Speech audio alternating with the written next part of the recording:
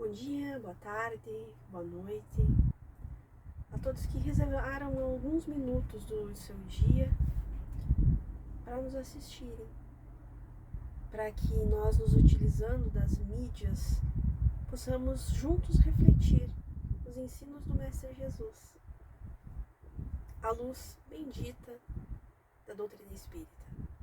Nós gostaríamos de iniciar uma poesia de Castro Alves, psicografada por Francisco Cândido Xavier, e está no livro Parnaso de Além Túmulo, intitulada Marchemos. Há mistérios peregrinos no mistério dos destinos, que nos mandam renascer, da luz do Criador nascemos, múltiplas vidas vivemos.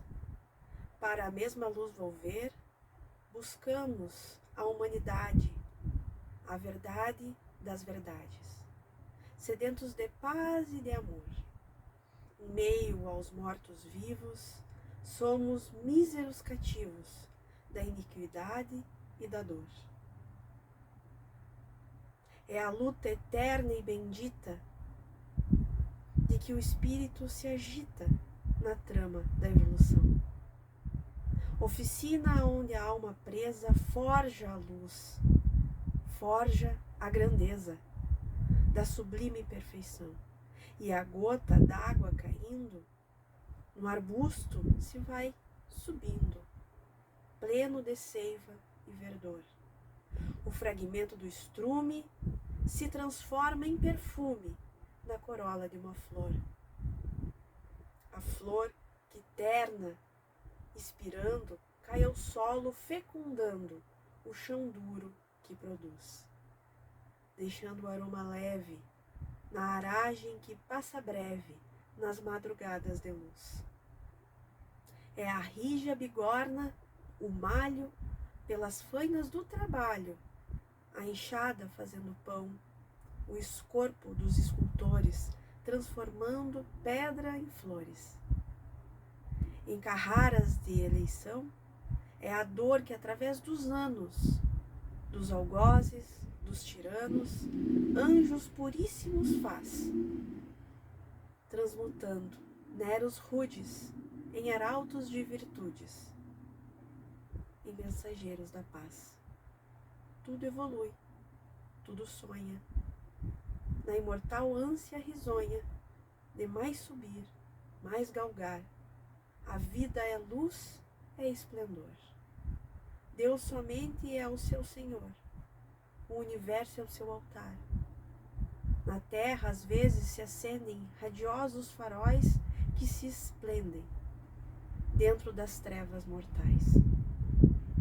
Suas rútilas passagens deixam fulgores, imagens, em reflexos perenais. É o sofrimento do Cristo no sacrifício da cruz, sintetizando a piedade, cujo amor à verdade nenhuma pena traduz.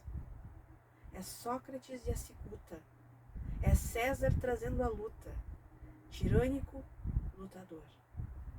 É Celine e sua arte, ou o sabre de Bonaparte, o grande conquistador. É Anchieta dominando, a ensinar catequizando, o selvagem infeliz. É a lição de humildade, a extremosa caridade do pobrezinho de Assis. Ó bendito, que ensina, quem luta, quem ilumina, quem o bem e semeia a luz nas fainas do evoluir, terá a aventura do progredir. Nas excelsas sendas, a voz ressoa no universo que ecoa. Para frente, caminhai. O amor é a luz que se alcança. Tende fé, tende esperança.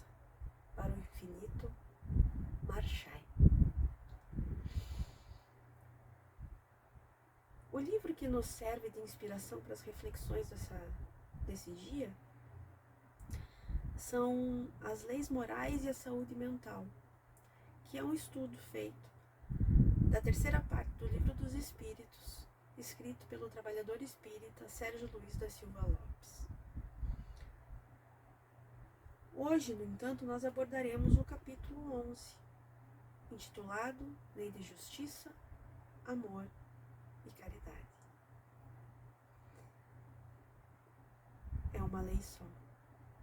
A tradição antiga cunhou há muito tempo uma expressão idiomática que diz mão esquerda, mão direita. A mão esquerda é a mão da justiça, aquela que regula o certo e o errado, e a mão direita é aquela com a capacidade de doar. Regidas pelas entranhas. Por isso vem aquela expressão idiomática usada por Jesus: não saiba a mão esquerda o que dá à direita. No sentido que a nossa doação não deve ser contabilizada. Porque quem ama, ama sem limite. E nós devemos também saber receber. Nós devemos saber receber e devemos saber perdoar e doar. Quem só doa e não sabe receber, se encontra em desequilíbrio. Quem apenas recebe e não sabe dar, também está em desequilíbrio. É que para que a vida seja bem vivida e realmente sentida, é preciso que nós saibamos receber e saber doar. O que nos faz entender que o universo é regido pelo amor. O amor é a força que sustenta e dinamiza a direção e a criação infinita. A justiça e a caridade são como a mão direita e a mão esquerda do amor. São manifestações do amor. E nesse momento nós recorremos ao benfeitor Emmanuel, que no livro Pensamento e Vida, quando ele se refere ao amor, ele diz: o amor é o reflexo do Criador em todas as criaturas. Ele é o reflexo porque nós nunca iremos abranger o infinito amor, o nosso amor ilimitado. Nós podemos amar todo o orbe infinitamente, mas nós nunca conseguiremos abarcar o infinito. Nós podemos amar todas as pessoas encarnadas, todas as desencarnadas, e ainda assim não será o infinito. Portanto, amar o outro é um processo de comunhão com Deus. Isso é tão profundo, tão bonito, que Kardec irá dizer na Gênese que o instinto, pelas suas características, é uma expressão de Deus em nós. Porque ele nunca falha, porque ele é absoluto. E que, se nós refletirmos dentro dessa tese, o instinto mais sublime que nós temos como referência é o instinto da maternidade. A maternidade é Deus cuidando de todas as criaturas através da mãe. Porque o amor brilha em tudo. E em tudo palpita. Também diz Emmanuel no livro Pensamento e Vida. Então, meus irmãos, atentemos.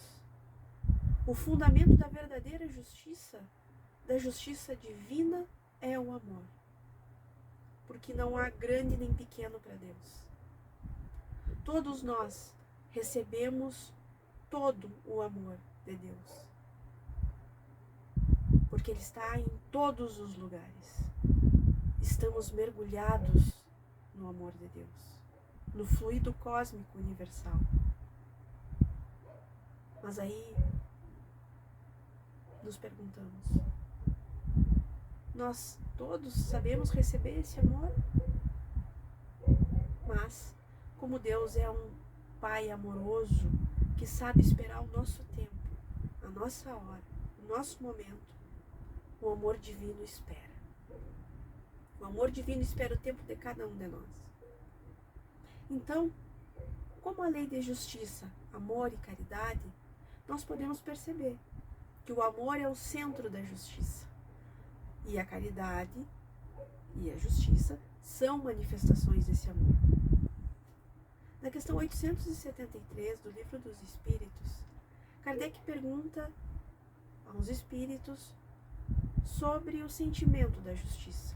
E eles respondem: é o desenvolvimento desse sentimento que está ligado ao seu nível evolutivo, ao nosso nível evolutivo, não à nossa inteligência. Isso é importante. Por isso que tantas pessoas que nós julgamos sem tanta inteligência, às vezes nos dão muitos sinais de justiça verdadeira. Também, na questão 875, o codificador nos pergunta como nós podemos definir a justiça. E os espíritos respondem: a justiça consiste em cada um respeitar os direitos dos demais. Fácil, né? Quanto mais primitivos nós somos, mais difícil para nós respeitarmos os direitos dos demais. Nós só conseguimos ver os nossos próprios direitos, principalmente quando se trata em relacionamentos, quando observamos que certo tipo de pessoas que se posicionam diante da vida dos outros, como os antigos se posicionavam em relação à Terra antes da descoberta de Copérnico. É isso aí. Se algo sai fora do desejado, eles se rebelam. É como se o outro não merecesse ser esperado. E ele se desespera. Nós não podemos reconhecer um sentimento saudável sem enxergar o outro. Então, nós podemos reconhecer um relacionamento saudável pela capacidade que o outro tem de se preocupar com o sentimento do outro. Mas um sentimento genuíno, pelo ponto de vista alheio. Eu respeito o que tu está dizendo e tudo bem. Mas um sentimento genuíno às vezes é difícil. Porque nós temos a capacidade, nós temos que criar a capacidade de digerir o descontentamento em relação ao que o outro nos fez, ao que o outro sente, ao que o outro a como o outro age, a como o outro pensa. E apesar disso, amar, entender. Porque as coisas não saem como nós desejamos, principalmente quando se trata de relação humana. A nossa capacidade de assumir que existe um conflito, se existir, e que nós sim temos parte nele. O ponto é aqui. Tentar reconhecer os direitos da pessoa amada. Conseguir ver-se como alguém diferente e reconhecer, honrar o quanto essa diferença é rica. O quanto essa diferença nos constrói como seres melhores. E com isso buscar alternativas saudáveis para poder conviver. E seguir amando esse ser amado. Porque a justiça é um tripé. É liberdade, é igualdade e é fraternidade. Se faltar liberdade, nós temos escravidão. Se faltar igualdade, nós temos injustiça. Se faltar fraternidade, nós temos aí o que nós vemos espalhado no mundo. Cada um por si. Só importa o que eu quero, o que eu sinto. Então, na questão 879, Kardec pergunta sobre o caráter do verdadeiro justo.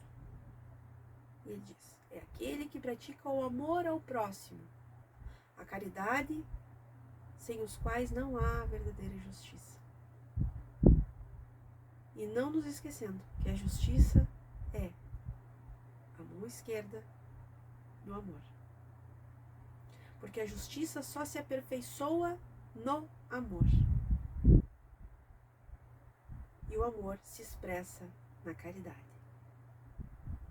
Na questão 886 do Livro dos Espíritos, Kardec pergunta: qual o verdadeiro do sentido da palavra caridade como Jesus a entendia? Como Jesus, nosso guia modelo. E eles respondem: benevolência para com todos, indulgência para com as imperfeições dos outros e perdão das ofensas. Outro tripé. Quando nós pensamos em caridade, pensamos e agimos como algo externo, algo material. E isso é um conceito distorcido. Mas como que eu vou desenvolver a benevolência, a indulgência e o perdão, principalmente nos relacionamentos, na família, no trabalho? Quem pensa diferente de mim, quem torce por um time diferente, quem é de outro partido político, quem tem uma orientação sexual diferente da minha. Por isso a importância de nós nos conhecermos. Para perceber o que somos, quem somos e como somos. Para que dessa forma possamos ser caridosos, benevolentes com os demais. E acima de tudo, aprender a perdoar. A caridade, para ser praticada, ela não precisa de nada, ela não exige nada. Porque nós podemos até espernear, nós podemos brigar, mas cada defeito que nós temos hoje tem uma data certa para acabar.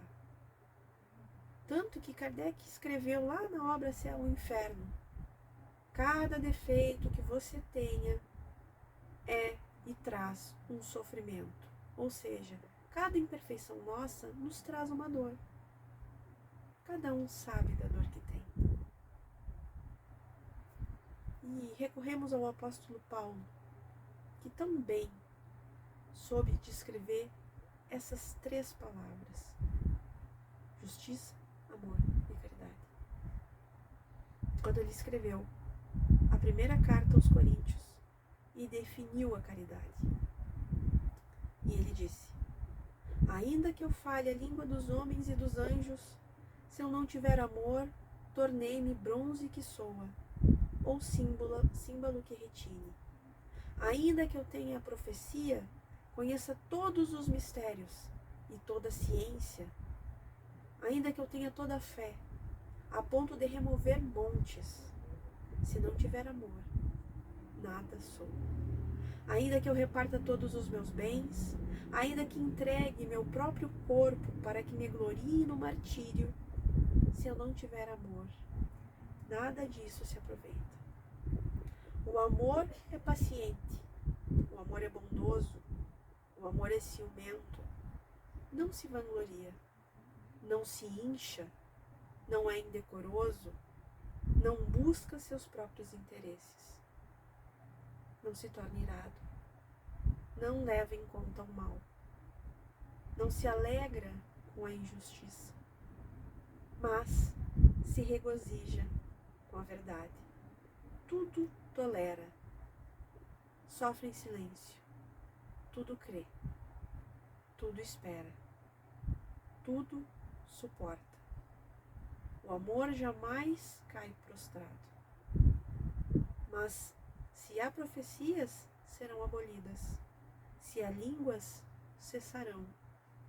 Se há conhecimento, será abolido. Porque quem em fragmentos conhecemos e em fragmentos profetizamos, quando, porém, vier o que é completo, as coisas fragmentadas serão abolidas. Quando eu era criança, falava como criança, pensava como criança, raciocinava como criança. Quando me tornei homem, aboli as coisas de criança. Porque agora vemos através de espelho e enigma, mas veremos face a face, porque agora eu conheço um fragmento, mas então conhecerei completamente, como sou completamente conhecido, pois agora permanecem a fé, a esperança e o amor. Desses três, porém, o maior deles é o amor. A lei de justiça, amor e caridade como é representada pela disciplina e o respeito. Pensando no amor que sustenta o cosmos, mas ele se expressa pela benevolência, pela indulgência e pelo perdão. Quando nós perdoamos alguém, quando nós conseguimos perdoar alguém, nós estamos amando. Mesmo que não consigamos identificar isso. Porque o amor se expressa através do perdão. Por isso Deus coloca um inimigo dentro do útero do outro. Porque por mais difícil que pareça a caminhada, por mais que difícil e doloroso que pareça ser, não estamos sozinhos e por isso não nos entreguemos ao desespero. Porque nós estamos aqui sim para construir também. Então nós comecemos agora. Porque vamos nos reconstruir e construir um novo amanhã. Lutar pelo nosso futuro. Porque o governo da vida está nas mãos daqueles que amam. E agora, nos encaminhando para o final, eu convido a todos a elevarem o seu pensamento a Deus, a Jesus, e agradecer pela oportunidade de estarmos encarnados, pela possibilidade de nos colocarmos numa situação de aprendizes e que as lições da nossa vida nos deem força para caminharmos de cabeça erguida, com Deus no coração, com a certeza de que um dia nós encontraremos a nossa evolução, a nossa iluminação e que juntos poderemos ser a mão direita e a mão esquerda do amor de Deus.